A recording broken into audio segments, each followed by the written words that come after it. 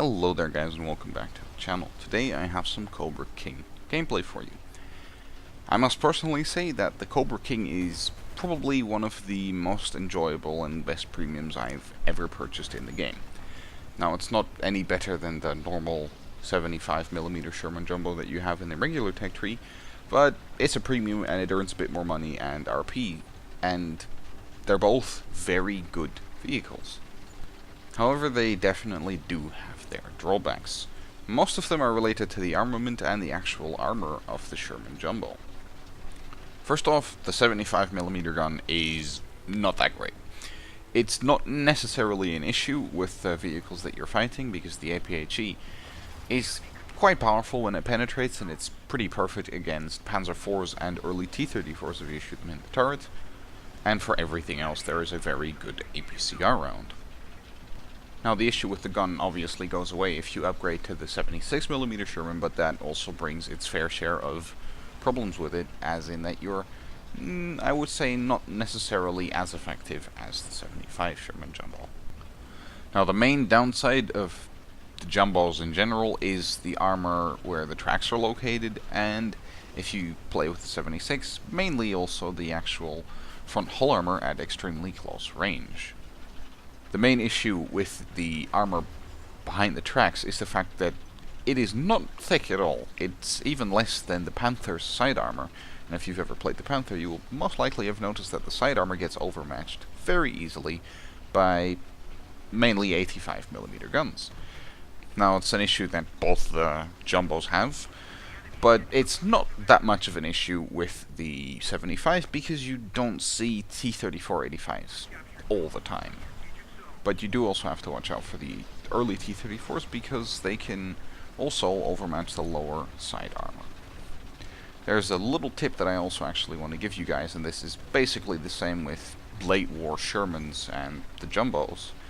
The ammo is all located in one specific spot in the tank, so it really doesn't matter if you take full ammo or take less ammo to empty the ammo rack out, because if you get hit there, you're basically dead either way. A few shells less will, in my opinion, really not make a difference. Now, with the little explanation and information part kind of done, let's get to the actual gameplay. First target I spot is a flak bus.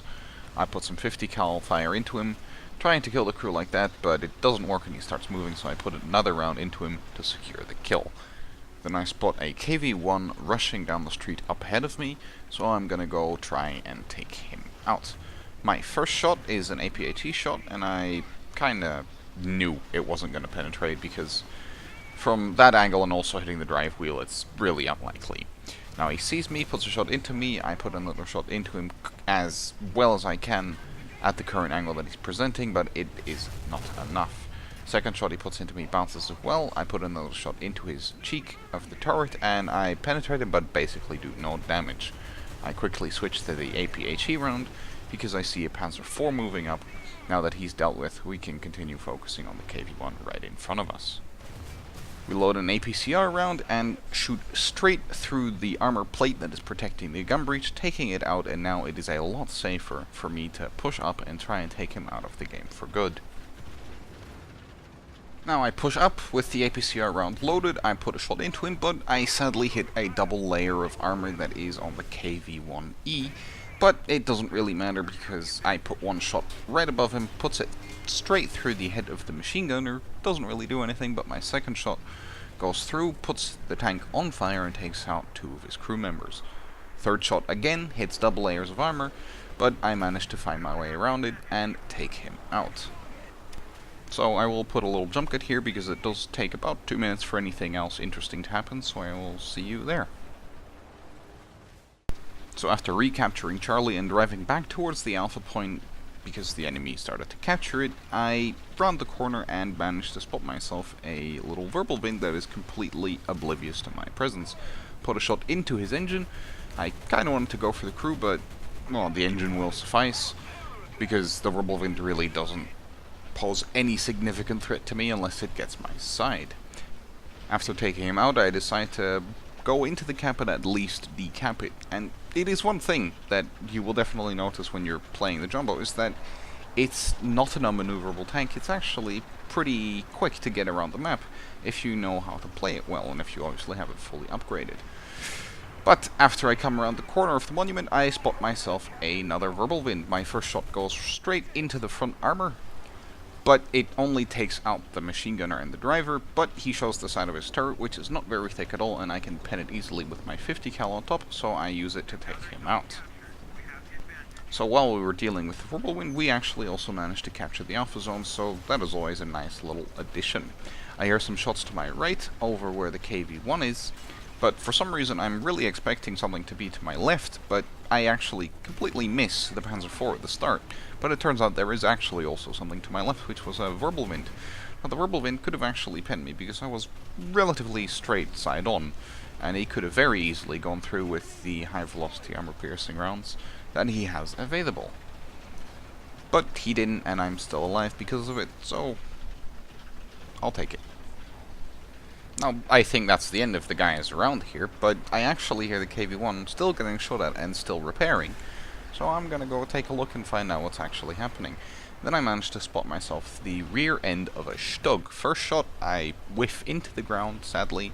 Second shot, however, goes straight into the crew compartment and takes him out. So the KV-1 should hopefully now actually be safe enough to finish his repairs. My plan at this point is to go for their home cap and contest it, because they are capturing it again, and, well, if they're capturing it, you know that there is at least one person there. Although I do have to be a bit wary of my right side, because their spawn is right here as well. Now, I do apologize right here for a little bit of the video lagging. I don't really know what happened, but it just lagged out on me, and, well, nothing really I can do about it. Although no real important footage was actually lost. So there's still a fair amount of people on both teams alive, so this is looking like a really promising game right now.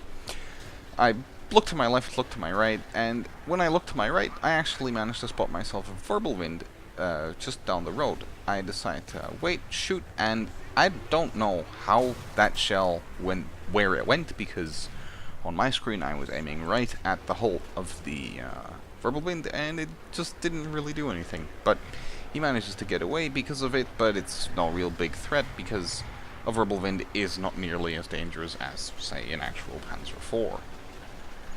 Although I actually do decide to hunt him down, because there's nothing else for me to shoot at right now, and there's no real big time pressure, and it's at least another factor out of the game that could turn out very nasty later on, who knows. I spot him in between the buildings trying to hide, which is fair play, but I managed to spot him. First try with the 50 cals, don't really do any damage to him, so I just put a big old 75 round into his turret that takes out the last crew member. While I was dealing with him, I actually started to notice that there was a lot of enemy aircraft up, and I see one flying right in front of me. I take some pot shots at him. Don't really expect anything to hit, but you know, you might as well throw some rounds at him, because you will never know what actually happens. I decide to push forward into the actual park, because they have again captured our home capture point, and basically try and see what's happening around there. But before I cross the street, I have my spider senses going off, and I check to my left, and I actually see a Wirbelwind that is completely oblivious to my position. Put a shot through the destructible building, but I don't really do any damage to him, which is unfortunate. I try it again, but miss my shot. I decide to push around the building, because he doesn't really stand a chance of killing me, and I might as well take him out of the game. I see him right in front of me. I managed to miss my shot somehow, but it's fine, because I put some 50 cals right into his gunner, which immobilizes him from shooting at me. Put another round straight into the engine deck, which sets him on fire, and I'm just gonna try and finish him off with the 50 cals now. Although, he does get his gunner back up and takes out my track. But then disaster strikes. A Stug 3 pops up right behind me, but makes the very big mistake of shooting at the turret of the Jumbo. Turret of the Jumbo is extremely well armored, and a Stug will not penetrate it. So with the Stug taken care of, I think, you know, I can take a breather and can repair my tracks, but no, I see a KV-1 approach and a Panzer III. I decide to go for the Panzer III first, because I have an APHE round loaded, and it's one less enemy that can get around the side of me.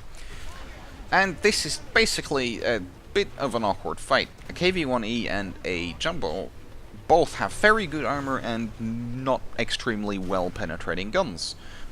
Although I do have a very nice APCR round at my disposal and he does not. I put a shot into the armor plate that protects the cannon breech from any damage and take out his cannon breech, therefore he is no longer capable of doing any damage to my team. Although he's not necessarily an easy target to kill at this point because he is still a very tough nut to crack. I put a shot into the turret ring and then I try and wait for his gunner to get back, but it doesn't work out. I try again to put a shot into his side armor, do get a nice penetrating hit through the fuel tank, but again his gunner was not yet changed back to the original position and I don't manage to get the kill, although I'm not too sad about that because I actually got pretty lucky with the Stug that shot the turret instead of the hull. At this point we have lost quite a bit of tickets, so I'm going to go ahead and decapture this point at the very least, so that we can actually go ahead and win this game. But I will keep my eyes peeled for any enemy targets that are going to be coming up from their spawn. I check to my left to see if there's anything coming down the road where the Verballoon was coming down a bit earlier, but then I hear a shot and my friend right in front of me dies. I do, however, see the dust that the enemy's gun kicked up, so I know exactly where he is. I push up to try and get a shot on him, although he is in cover a little bit, but I do see a little bit of his tank, so I decide why not give it a go.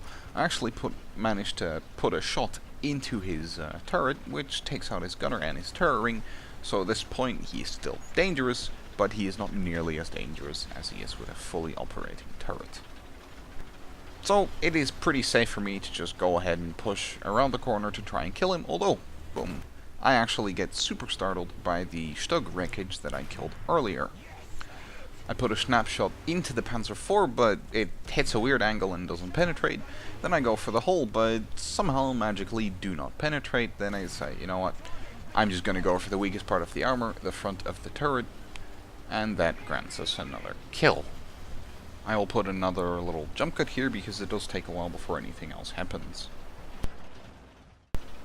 At this point, the enemy team basically only has aircraft left, and I have a little button set up that I can get into the scope or basically only control the top-mounted 50 cal, which is something I would definitely recommend for you guys to do as well, because it is a huge help when trying to take out aircraft, as you will see right here.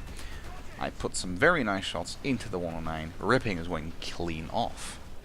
So that was going to be it for today. I do apologize for the relatively awkward end of the video, but at this point I'm willing to take it. I've been delaying this video for a couple of days, and I can't really, there's nothing else happening. I just really wanted to show the aircraft kill.